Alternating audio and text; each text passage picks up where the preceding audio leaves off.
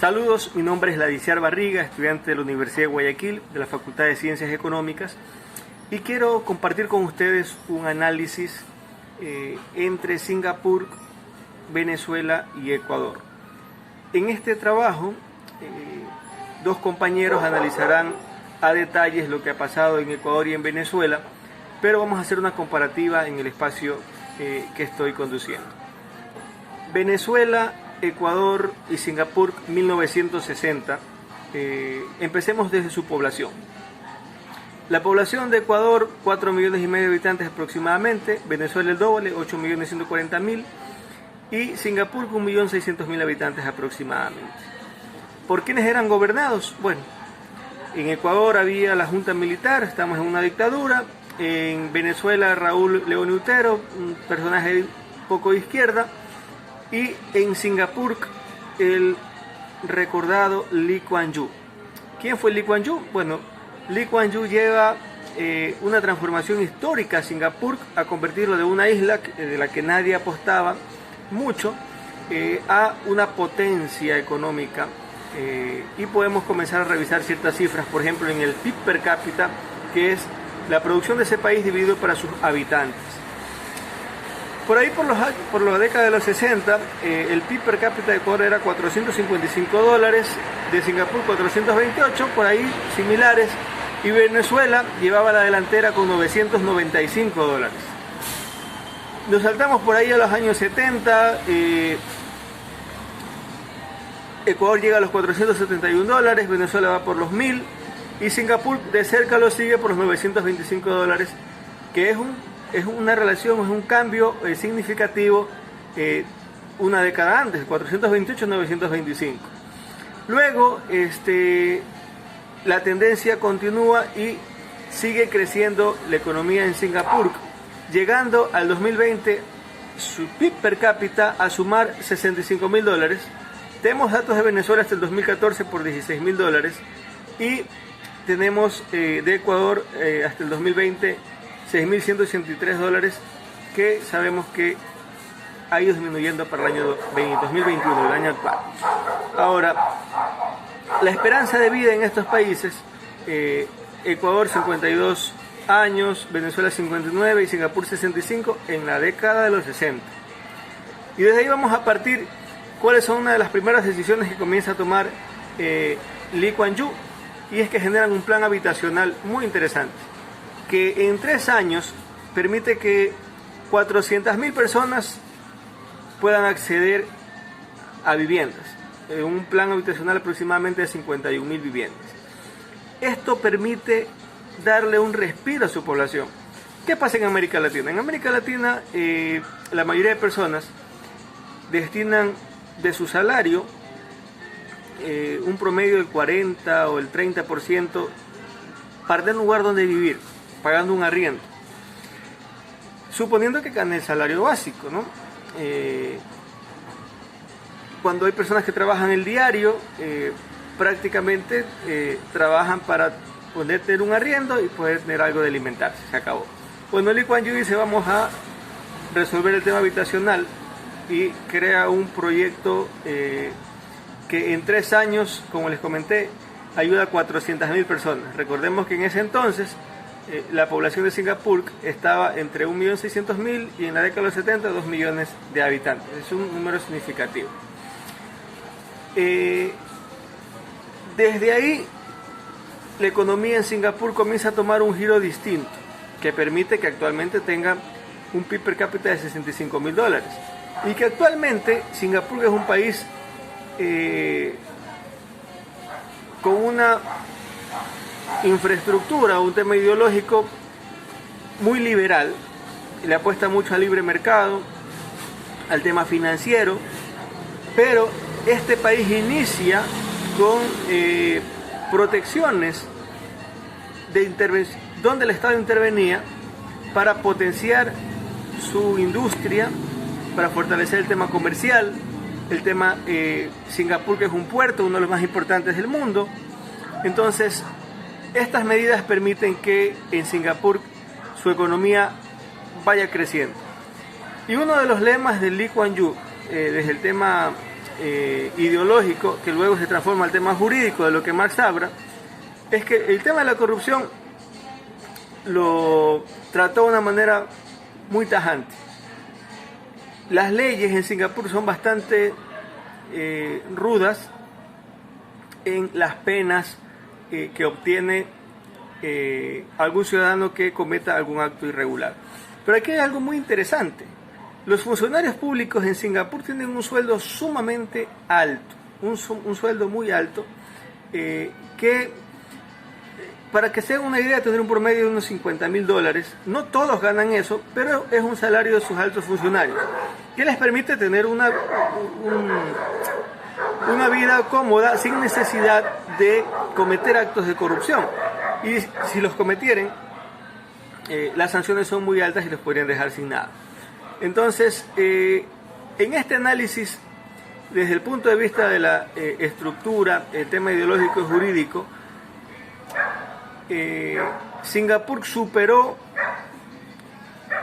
desde el inicio, desde que Lee Kuan Yew comienza a gobernarlo, estos obstáculos que países de Latinoamérica como Ecuador y Venezuela aún no han podido superarlos. Ya veremos más adelante qué está pasando en Ecuador y qué está pasando en Venezuela, pero actualmente en Singapur su economía es un modelo a seguir desde temas de salud, educación, vivienda, comercio y el sistema financiero muy avanzado, a diferencia de los países que estamos analizando. Esto permite como conclusión final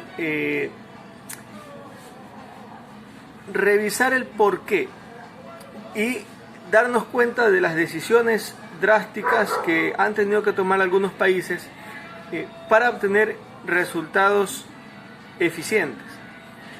Sería interesante aplicar ciertas medidas, pero es evidente que hay un proceso que debemos de seguir y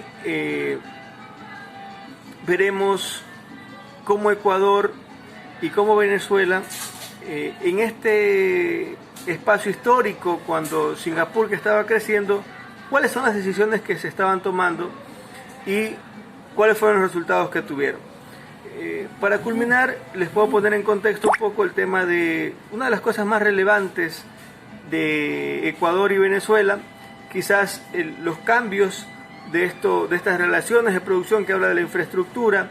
En Venezuela desde 1999, con la llegada de Hugo Chávez Frías, un hombre de izquierda que promueve el socialismo del siglo XXI, y luego para el 2007 la llegada de Rafael Correa, que también sigue esa misma senda ideológica de la superestructura, que sí permite cambios también significativos. Por ejemplo, el PIB per cápita de los años 2000, bueno, que en Ecuador hubo una crisis financiera que llegó y terminó en dolarización, cambio de moneda. En el año 2000 el PIB per cápita era de $1.445. En el año 2010, cuando ya había también un gobierno diferente, de lo que les hablaba hace un momento, ya el PIB per cápita llega a 4.633 y más o menos ese gobierno lo dejó como en 5.000 y pico de dólares. Venezuela actualmente tiene problemas severos que han terminado en crisis migratorias, pero ya lo analizaremos en el siguiente video. Por ahora, esto es lo que les puedo conversar de Singapur, una ciudad que para 1960 tenía un PIB per cápita mucho menor que Ecuador y que Venezuela, y que actualmente lo supera por mucho. $65.000 Singapur, 16.000 al 2014 Venezuela y 6.183 al 2020 Ecuador. La esperanza de vida de Ecuador actualmente es 76 años, Venezuela 72 y Singapur 83 años. Muchas gracias. Economía de Venezuela. Si bien sabemos, la economía de Venezuela está orientada a las exportaciones de materias primas.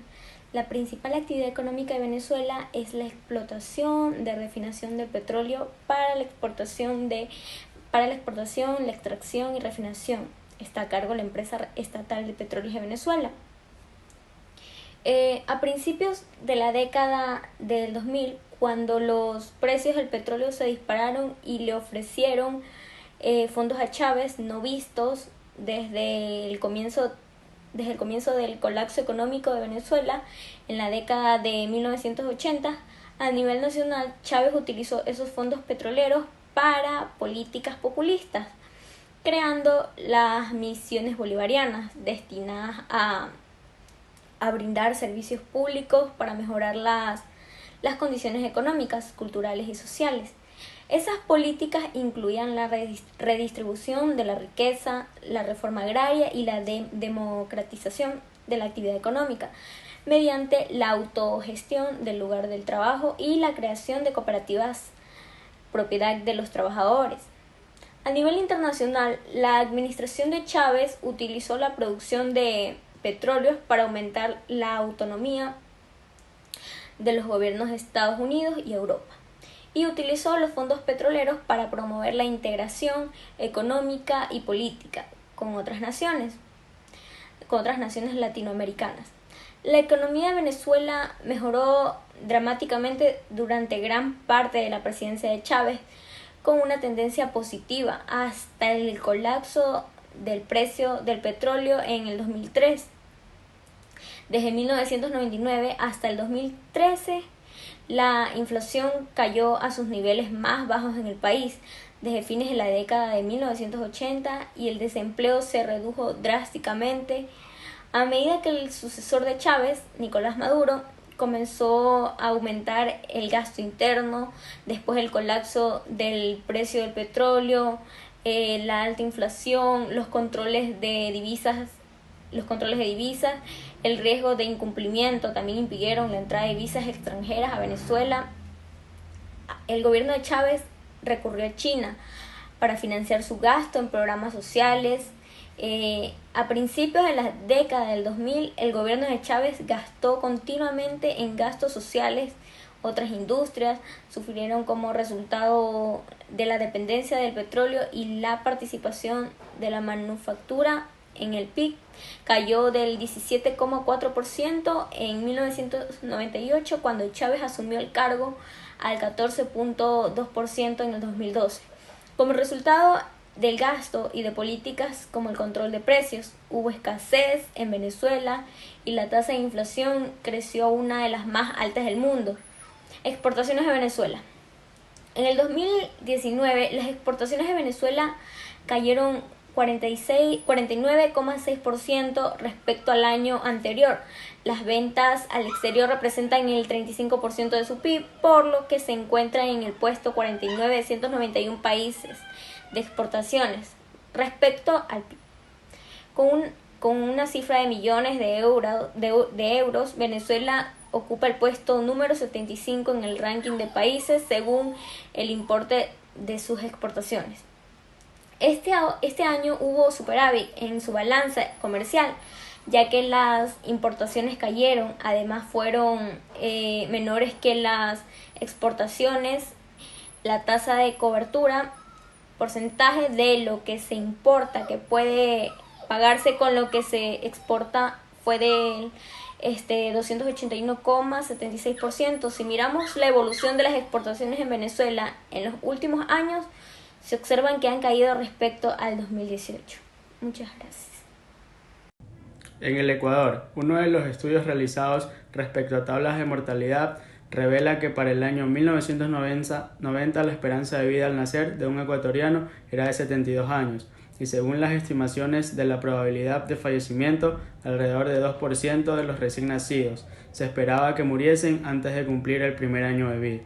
Por otro lado, el máximo número de muertes ocurrían aproximadamente en la edad de 88 años, tanto para la población general como para la población de hombres, existiendo una diferencia de un año con respecto a las mujeres, puesto que el máximo número de muertes estaba en la edad de 87 años.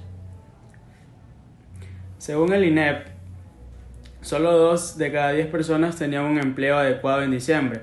Se consideran personas con empleo adecuado a aquellas que trabajan 40 horas a la semana y reciben por lo menos el salario básico, que es de $400 mensuales. En esta categoría también están las personas con empleo que perciben ingresos laborales iguales o superiores al salario mínimo, pero que trabajan menos de 40 horas a la semana y que no deseen trabajar horas adicionales. En las exportaciones para el Ecuador tenemos al banano, que 3 de cada 10 bananos consumidos a nivel mundial son producidos en Ecuador, quien es el primer exportador mundial produciendo banano de alta calidad y exquisito sabor, respetando el medio ambiente, y la producción es disponible todo el año y representa el 12% de la fuente de trabajo del país.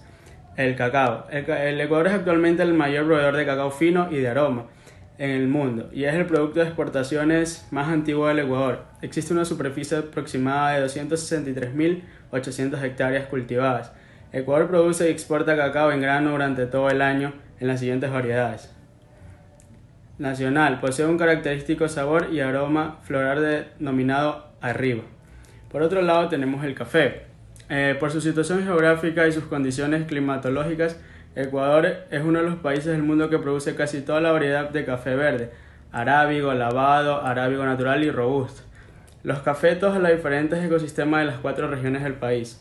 Por otro lado tenemos las flores. Las flores ecuatorianas son consideradas como las mejores y más hermosas del mundo por su calidad, diversidad y belleza inigualables, especialmente las rosas de Cayambe. La situación geográfica del país permite contar con microclimas y una luminosidad que proporciona características únicas a las flores como son tallos largos, gruesos, botones grandes y colores sumamente vivos.